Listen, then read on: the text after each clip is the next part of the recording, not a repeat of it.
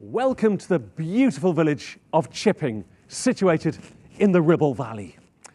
This fabulous building behind me, the Sun Inn, was built way back in the year 1758 by a gentleman called John Cain.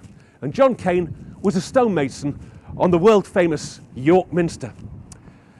Every British pub in Great Britain has famous stories behind it, but this beautiful building behind us has a reputation for being the most haunted public house in the whole of Lancashire. The story you're going to hear is one of heartache, pain, but I can assure you it's a very true and a very, very traumatic ghost story. Welcome to the Sun Inn, Lancashire's most haunted public house. Please follow me for the whole story.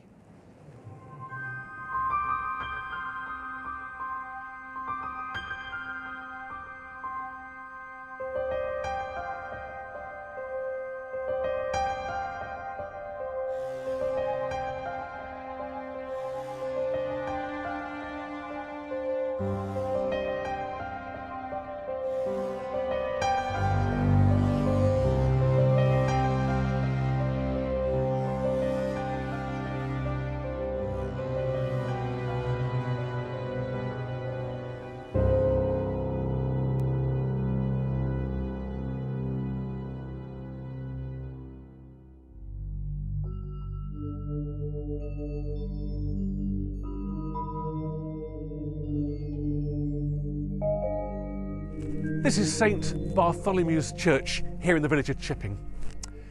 It's also the final resting place of the young girl's story we've just been talking about, Elizabeth Dean.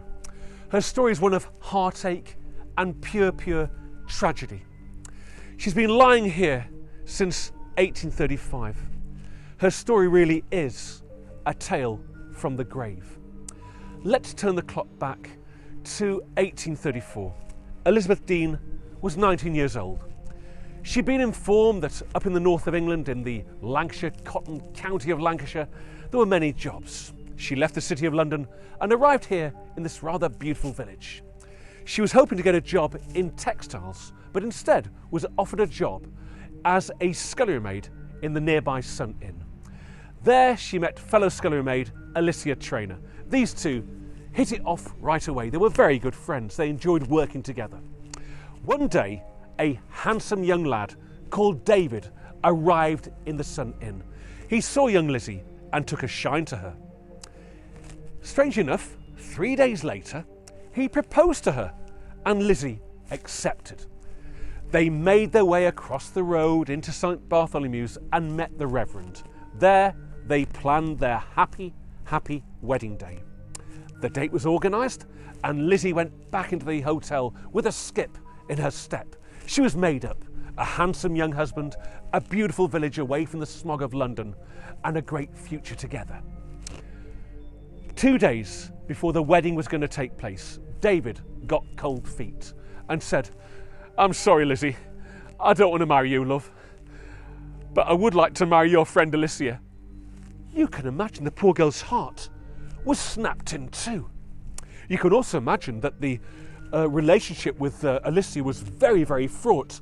When they made the beds together, she turned her back on her and wouldn't talk to her.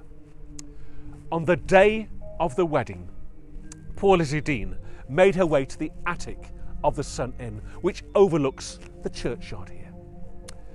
She watched the groom arrive, she watched the bride arrive, and the poor girl's heart bled deep depression and sadness.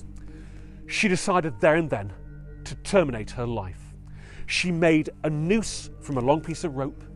She attached the rope to the end of the bedstead inside the attic and placed the noose around her neck. She then shuffled onto the window frame, and as she heard the wedding march emanating from inside the church, she jumped. Just the doors had opened and Alicia and David made their way down the pathway. They looked up and saw Lizzie hanging by her neck from the window frame. You can imagine there were screams in the cemetery here, and deep sadness affected the whole wedding party. The landlord, John Nicholson, got a ladder, climbed up the side of the building and cut Lizzie's body down. In her clenched fist was indeed a suicide note saying, "I wish to be buried at the entrance to St Bartholomew's, so that when David and Alicia go to church, they'll have to walk past my grave and feel remorse for what they've done to me. As you can see, she's buried here and has been since the 5th of November 1835. You might ask, how can anyone who's taken their life be buried in consecrated ground? Well, the Reverend felt deep sadness for her, the villagers felt deep sadness for her, and they paid for the grave tablet. They also paid for her coffin. But our story is really just beginning. The Sun Inn has the reputation for being the most haunted public house in the whole of Lancashire, and Lizzie's ghost has been seen by many, many people. TV companies from across the world interested in paranormal activity have all visited the grave, but also visited the inn as well. My favourite story relating to it was a telephone call I had in 1999 from a gentleman from Scotland of the name of John Baird. John was on holiday with his wife and 3 daughters, and they booked into a hotel in nearby Lytham, St Anne's. They had a drive around the beautiful Ribble Valley and they entered the village, and John's wife and 3 daughters thought, let's go and look at the show houses from the Bury Chair Works. We'd like to look at the chairs and tables that are being made there. John thought, I fancy a pint. He popped into the Sun Inn. It was 11:30 in the morning. He was the only person there apart from the landlord, Stephen. He ordered a pint of bitter, sat down in the snug bar and stoked his pipe up. He looked up and saw a young girl with ringlets in her hair, wearing a dress that looked like it had been washed thousands of times, almost like a psychedelic dress, if you will. He tried to make vocal contact with her. Good morning, good morning. No answer. In fact, it was almost as if she couldn't even hear him. She suddenly turned and made her way towards his table, but walked straight through the table and out of the blocked up door entrance on the side of the Sun Inn. As you can imagine, John Baird nearly choked in his pipe. He rushed next door and shouted for the landlord. The landlord, Stephen, came down the stairs and said, don't worry, I know you've seen the ghost of Elizabeth Dean. She's been with us since November the 5th, 1835. I've got to say, her story is certainly a tale from the grave. And in this series, we'll visit 5 more tales from the grave.